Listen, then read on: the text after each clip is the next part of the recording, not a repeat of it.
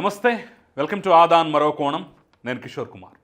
నా వీడియోలు మీరు ఎక్కడ మిస్ కాకుండా డైరెక్ట్గా మీ ఫోన్కే మీ వాట్సాప్కే వచ్చి చేరాలనుకుంటే స్క్రీన్ మీద కనిపిస్తున్నటువంటి నెంబర్కి వాట్సాప్లో హాయ్ అని ఒక చిన్న మెసేజ్ పెట్టండి. మా టీం ఎప్పటికప్పుడు నా వీడియోలన్నీ మీకు చేరవేస్తుంది. ఇది కేవలం వాట్సాప్ సర్వీస్ మాత్రమే. దయచేసి ఎలాంటి కాల్స్ స్వీకరించబడవు, ఎలాంటి కాల్స్ కూడా చేయొద్దు. ఇక అసలు పాయింట్కి వచ్చేస్తాం. ఈరోజు ప్రశ్నలు ఏమీ లేవు. సబ్జెక్ట్ చూసి నేను చెప్పిన పాయింట్లన్నీ విని మీ అభిప్రాయాన్ని కమెంట్ రూపంలో తెలపండి చాలు.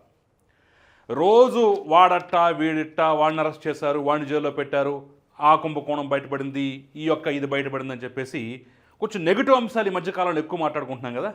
అది కాకుండా రాష్ట్రానికి పనికొచ్చేటటువంటి కాస్త మంచి విషయాలు, పాజిటివ్ అంశాలను కూడా చెప్పాలి, ప్రజల్లోకి వీటిని కూడా పంపించాలనే ఉద్దేశంతో పాజిటివ్ అంశాలతోటి నింపి ఈ వీడియో చేసే ప్రయత్నం చేస్తున్నాం. ఇందులో ఎలాంటి నెగిటివ్ అంశాలకు తావులేదు. కేవలం రాష్ట్రానికి సంబంధించినటువంటి మంచి విషయాలు, అభివృద్ధికి సంబంధించినటువంటి అంశాలు మాత్రమే ఇందులో ఉంటాయి. సో ఆల్రెడీ గత 2-3 రోజుల నుంచి చాలా కొత్త విషయాలు బయటపడుతున్న నేపథ్యంలో నేను ఒక 3-4 అంశాలు, పాజిటివ్ అంశాలు, అందరూ మెచ్చుకునే అంశాలు, అందరూ ప్రశంసించే అంశాలు, కాస్త ఫీల్ గుడ్ ఫ్యాక్టర్ తోటి మంచిగా ఫీల్ అయ్యే అంశాలను తీసుకొచ్చి మరీ చెప్పే ప్రయత్నం చేస్తున్నాం. అందులో నంబర్ 1 మొట్టమొదటిగా మనం చెప్పుకోవాల్సిన అంశం ఏంటంటే లులు ఈజ్ బ్యాక్. ఎస్, విశాఖపట్నానికి మళ్ళీ లులు వచ్చింది. అసలు కూటమి ప్రభుత్వం మళ్ళీ రావడంతో లులు వాళ్లతో పాటుగానే వెనక్కి వచ్చేసింది. 2019 నుంచి 2024 మధ్య జగన్మోహన్ రెడ్డి సర్కారు హయాంలో అవమానపడి అవమాన భారంతో వెళ్ళిపోయి అసలు మేము మళ్ళీ ఆంధ్రప్రదేశ్లో అడుగు పెట్టాం, భారతదేశంలో ఎక్కడైనా వ్యాపారం చేస్తాం, ఎక్కడైనా పెట్టుబడి పెట్టుకుంటాం తప్ప ఆంధ్రప్రదేశ్ మ్యాప్ వైపు కూడా కన్నెత్తి చూడడం అనేటటువంటి లులు మాల్ చంద్రబాబు నాయుడు ముఖ్యమంత్రి కావడంతో ఆ సంస్థ మళ్ళీ తిరిగి వచ్చిందనమాట. ఈసారి కేవలం విశాఖపట్నానికే కాకుండా అటు అమరావతి, తిరుపతిలో కూడా మేము మా సంస్థలను ఎస్టాబ్లిష్ చేస్తామని చెప్పేసి గతంలోనే చెప్పింది. ఇప్పుడు తాజాగా ప్రోగ్రెస్ ఏంటయ్యా అంటే లులు మాల్కి మరొక్కసారి విశాఖపట్నంలో స్థలాన్ని కేటాయిస్తూ ఆంధ్రప్రదేశ్ ప్రభుత్వం నిర్ణయం తీసుకుంది. ఎస్, 13.43 ఎకరాల స్థలాన్ని కేటాయించేసినట్టే సూత్రప్రాయ అంగీకారాన్ని కూడా తెలిపేసింది. గతంలో ఏ స్థలం అయితే కేటాయించారో అక్కడ పనులు ప్రారంభించేలోగా ప్రభుత్వం మారిపోవటం కానివ్వండి, ఆ తర్వాత దాన్ని వెనక్కి తీసుకోవటం కానివ్వండి, వాళ్ళ అవమాన భారంతో వెళ్ళిపోవటం కానీ జరిగింది కదా. సేమ్ అదే స్థలాన్ని మళ్ళీ తిరిగి కేటాయించడం జరిగింది. మిగతా అనుమతులు కూడా చాలా సత్వరం ఇస్తామని చెప్పేసి కూడా చాలా కీలకమైనటువంటి హామీ కూడా ఇచ్చారు. ఈసారి లులు ఎక్కడికి పోవటానికి వీల్లేదు. ఈ 5 ఏళ్లు గడిచే సమయానికి అక్కడ అంతర్జాతీయ స్థాయి ప్రమాణాలతో పెద్ద షాపింగ్ మాల్స్, అదేవిధంగా కన్వెన్షన్ సెంటర్స్, అదేవిధంగా 5 స్టార్ హోటల్స్ కూడా రాబోతున్నాయి లులు ఆధ్వర్యంలో. ఇది ఖచ్చితంగా పాజిటివ్ అంశమే. హేనపక్షంగా చూసుకున్న కొన్ని వేల మందికి ఉద్యోగాలు రాబోతున్నాయి విశాఖ వేదికగా. మరి ఇది ఫీల్ గుడ్ ఫ్యాక్టరే కదా, మంచి అంశమే కదా. అసలు వెళ్ళిపోయింది మీ వైపు చూడడం, ఈ దేశంలో ఎక్కడైనా పెట్టుబడి పెట్టుకుంటాం కానీ ఆంధ్రప్రదేశ్ మ్యాప్ను కూడా మేము పరిగణలోకి తీసుకోమనేటటువంటి సంస్థ మళ్ళీ వచ్చింది. మళ్ళీ అదే స్థాయిలో పెట్టుబడులు. ఈసారి కేవలం విశాఖకే కాకుండా మిగతా 2 చోట్ల కూడా మేము పెట్టుబడి పెడతామని చెప్పేసి చెప్పిందంటే మంచి పరిణామం. ప్రభుత్వం కూడా ముందడుగు వేసి మళ్ళీ స్థలం కేటాయించిందంటే మంచి పరిణామం. ఒక టార్గెట్ పెట్టుకుని అక్కడ పనులు చేసుకుంటున్నారంటే మంచి పరిణామం. రాబోయే ఉద్యోగాల అంశం చూసుకున్నట్టయితే ఖచ్చితంగా మంచి పరిణామంగా చెప్పుకోవచ్చు. పెట్టుబడి, ఉద్యోగాలు, ఇదే కదా ఆంధ్రప్రదేశ్కి కావాల్సింది, జరుగుతోంది. ఇక ఇంకో మంచి అంశం, చేనేతలకి ఆంధ్రప్రదేశ్ ప్రభుత్వం తాజాగా తీపి కబురు అందించింది. ఎస్, కేవలం పెట్టుబడులు మాత్రమే కాదు, ప్రభుత్వం తీసుకునే నిర్ణయాల ద్వారా కూడా కొన్ని వందల వేల లక్షల మంది జీవితాలు మారిపోతాయి. చెడు నిర్ణయం తీసుకుంటే అధఃపాతంలోకి వెళ్ళిపోతాయి, మంచి నిర్ణయం తీసుకుంటే బాగుపడతాయి. కాబట్టి ప్రభుత్వాలు తీసుకునే నిర్ణయాలు శక్తివంతమైనవి. ఈరోజు నేతన్నలకు ఇచ్చినటువంటి తీపి కబురు ఏంటయ్యా అంటే వాళ్ళకి 200 యూనిట్ల వరకు విద్యుత్ని గృహాలకు సంబంధించి చేనేతలకి వాళ్ళ ఇళ్లకు వాడుకునే విద్యుత్తులో 200 యూనిట్ల వరకు ఉచితం. పవర్ లూమ్స్కి అయితే ఏకంగా 500 యూనిట్ల వరకు ఉచితం. మరి ఇంతకు మించిన తీపి కబురు ఏముంటుంది? అన్నదాతల ఆత్మహత్యలు, చేనేతల ఆత్మహత్యలతో కొనారిల్లినటువంటి రాష్ట్రంలో వాళ్లకు చేయూతనందిస్తూ ఒక్కొక్క వర్గానికి ఏం కావాలో తెలుసుకుంటూ వాళ్ళకి ఇచ్చేటటువంటి చేయూత అద్భుతం కదా. దీని ద్వారా దాదాపుగా మనకి 10,000కు పైగా పవర్ లూములకి లబ్ధి చేకూరుతుంది. అంటే దాదాపుగా 93,000 కుటుంబాలకు, చేనేత కుటుంబాలకు ప్రత్యక్షంగా లబ్ధి దొరుకుతుంది. ఇక్కడ చాలామందికి డౌట్ రావచ్చు, సరే ఇళ్ళ కంటే గృహ అవసరాల కంటే ఓకే పక్కన పెడదాం కాసేపు, 500 యూనిట్లు అంటే అది ఫ్రీ అంటున్నారు పవర్ లూములకి, అంతకన్నా ఎక్కువ వాడుకుంటే వర్క్ ఆర్డర్లు ఎక్కువైపోయి ఎక్కువగా పవర్ వాడుకొని ఎక్కువగా యూజ్ చేసుకుంటే మరి రాయితీ పోతుందేమో అని చెప్పేసి చాలామంది డౌట్ పడుతున్నారు. ఆ అంశాన్ని కూడా ప్రభుత్వం ప్రధానంగా పరిగణలోకి తీసుకొని మీరు 500 యూనిట్ల కన్నా ఎక్కువ వాడుకున్నా పర్వాలేదు, ఈ రాయితీ వర్తిస్తుంది, ఈ రాయితీ ఏం కోల్పోదు, 500 యూనిట్ల వరకు ఫ్రీ, ఆ తర్వాత వాడుకునే దాని మీద ఛార్జ్ ఉంటుంది తప్ప ఈ 500 యూనిట్లు ఎక్కడికి పోవు, దీన్ని అసలు ఎవరు టచ్ చేయరని చెప్పేసి కూడా చెప్పారు. అలాగే ఇంటికి గృహ అవసరాలకు వాడుకునే 200 యూనిట్ల వరకు కూడా ఫ్రీగా ఉంటుంది, అంతకన్నా ఎక్కువ వాడితే వాడుకున్న దాని మీద ఛార్జ్ తప్ప ఇది ఫ్రీగా వస్తుంది. మరి ఇది ఖచ్చితంగా శుభపరిణామమే కదా. దాదాపు 93,000 కుటుంబాలకు ప్రత్యక్షంగా లబ్ధి చేకూరుతుందంటే మంచి అంశమే కదా. నేతన్నల ఆత్మహత్య లేని రాష్ట్రాన్ని భవిష్యత్తులో మనం చూసే అవకాశం కనిపిస్తోంది కదా. ఎస్. ఇక మూడో ఫీల్ గుడ్ ఫ్యాక్టర్, ఇది రైతులకు సంబంధించి. రైతులకి సూక్ష్మ పోషక ఎరువులను ఉచితంగా ఇవ్వాలనేటటువంటి నిర్ణయాన్ని నిన్న కలెక్టర్ల కాన్ఫరెన్స్లో తీసుకున్నారు. సూక్ష్మ పోషకాలంటే మనకు తెలిసిందే, చాలా ఉన్నాయి, రాగి, బోరాన్, మ్యాంగనీస్, ఇనుము, ఇలాంటివన్నీ. సో ఇలాంటి సూక్ష్మ పోషకాలు మొత్తాన్ని అంటే ఆ ఎరువుల్ని ఫ్రీగా ఇచ్చేటటువంటి ఉద్దేశాన్ని ప్రభుత్వం సూత్రప్రాయంగా అంగీకరించింది.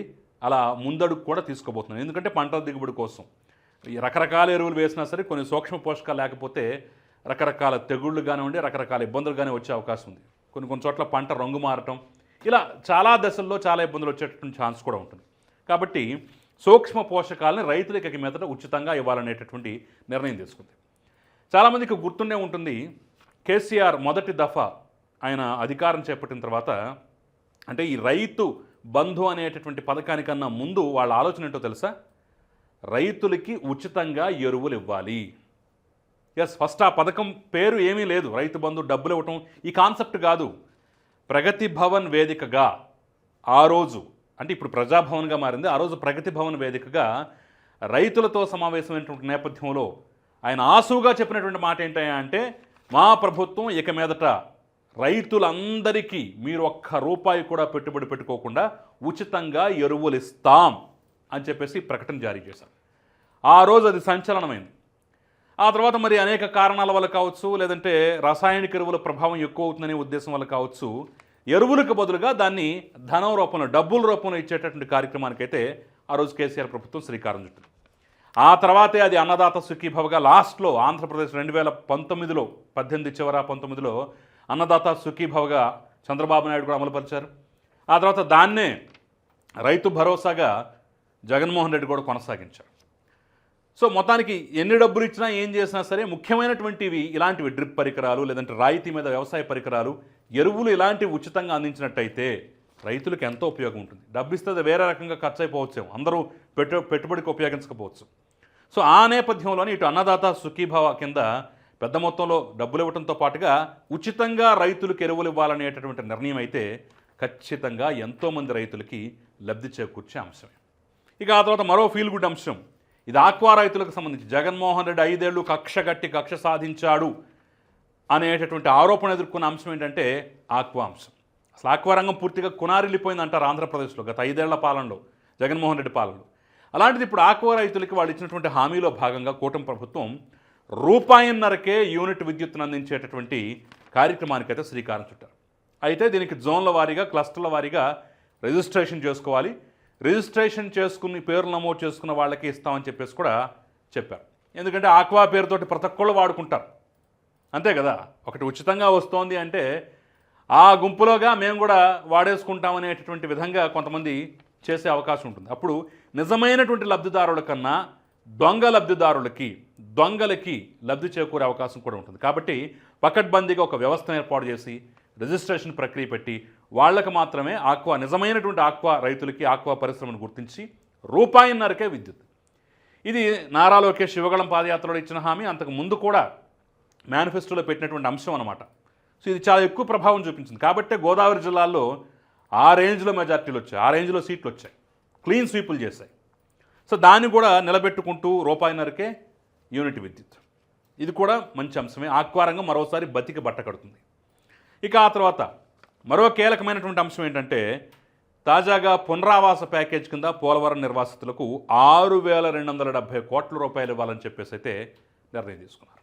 గతంలో కూడా పెద్ద మొత్తంలో డబ్బులు పడ్డాయి పునరావాస ప్యాకేజీల కింద. ఇప్పుడు తాజాగా మరొక్కసారి కలెక్టర్ల కాన్ఫరెన్స్లో సూత్రప్రాయ నిర్ణయం. దాదాపుగా పోలవరానికి సంబంధించి 38,000 కుటుంబాలు ఉంటే ఇప్పటివరకు 14,000 చిల్లర కుటుంబాలకే లబ్ధి చేకూరింది.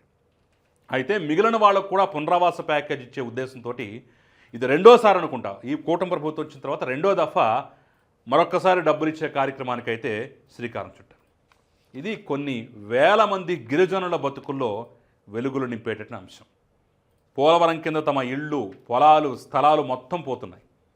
అయినా సరే గత ప్రభుత్వం కానీ అంతకు ముందున్నటువంటి ప్రభుత్వాలు కానివ్వండి పెద్దగా పట్టించుకున్న పాపాన పోలేదు. ఆ నేపథ్యంలోనే వాళ్ళకి ఇచ్చిన పునరావాస ప్యాకేజీలు తక్కువే, వాళ్ళకి కట్టిస్తున్న ఇల్లు కూడా నాసిరకంగా ఉన్నాయని చెప్పేసి అనేక ఆరోపణలు వస్తున్నాయి. సరే మొత్తానికి వాటన్నిటికీ చెక్ పెడుతూ ఇంకా అందనటువంటి వాళ్ళకి డబ్బులు ఇచ్చేటటువంటి కార్యక్రమానికైతే శ్రీకారం చుట్టారు. దాదాపుగా 14,000 కుటుంబాలకు లబ్ధి చేకూరింది. మిగిలిన కుటుంబాలకు కూడా వాళ్ళకు అందాల్సినటువంటి నిజమైన పరిహారం అందించేటటువంటి ఉద్దేశంతో ఒకే దఫాగా 6,270 కోట్లని వారి అకౌంట్లో వేయబోతున్నారు. సో గతంలో కూడా జగన్మోహన్ రెడ్డి హయాంలో అనేక బటన్లు నొక్కినా ఒక్క బటన్ దబ్బు కూడా సరిగ్గా పడినటువంటి నేపథ్యాన్ని మనం చూసిన క్రమంలో ఇప్పుడు తాజాగా ఒకేసారి అదే సేమ్ బటన్ నొక్కి 6,270 కోట్ల రూపాయలు నిర్వాసితుల ఖాతాల్లో జమ చేయబోతున్నారు. పోలవరం కూడా ఈ కూటమి ప్రభుత్వం వచ్చిన 9 నెలల్లో దాదాపుగా 2.5% పనులు పూర్తయిపోయి మొత్తానికి 78% ఇప్పటికే కంప్లీట్ అయిపోయింది. గతంలో చంద్రబాబు నాయుడు 2014-19 కాలంలో దాదాపుగా 71% పైగా పూర్తయినటువంటి పనులు ఆ తర్వాత నత్తనడకన సాగుతూ జగన్మోహన్ రెడ్డి హయాంలో 2%, 3% కంప్లీట్ అయ్యాయి. కేవలం ఈ 9 నెలల కాలంలోనే 2.5% పనులు కంప్లీట్ చేసినటువంటి ఘనత అయితే ఈ ప్రభుత్వానికి దక్కుతుంది. అది ఇంకా వేగం పుంజుకోవాలి అంటే ఈరోజు ముఖ్యమంత్రి కూడా అక్కడ పర్యటించారు. ఆ ప్రాజెక్టును చూస్తుంటే జాలేస్తుంది, బాధేస్తుందని చెప్పేసి ఆవేదన వ్యక్తం చేశారు. సో కేంద్రం నుంచి కూడా ఆ ప్రాజెక్టు నిర్మాణానికి డబ్బులు తెచ్చుకుంటున్నారు. రాష్ట్ర ప్రభుత్వం కూడా తన వంతుగా కొంత పెడుతోంది. అవసరమైతే మనం తర్వాత కేంద్రం నుంచి వసూలు చేసుకోవచ్చు. ముందుగా ఈ ప్రాజెక్ట్ని పట్టాలెక్కించాలి, తొందరగా పూర్తి చేయాలనే లక్ష్యంతో 2027 చివరి 28 కల్లా పూర్తి చేయాలనే లక్ష్యంతో ముందడుగు వేస్తోంది. వీటన్నిటికన్నా పోలవరం నిర్వాసితులకి నిధులు అందటం, డబ్బులు అందటం అనేది అయితే ఖచ్చితంగా సంతోషించాల్సిన అంశం. సో ఇలా చెప్పుకుంటూ పోతే ప్రధానంగా నాకు 4-5 ఫీల్ గుడ్ ఫ్యాక్టర్స్, మంచి అంశాలు అయితే కనిపించాయి.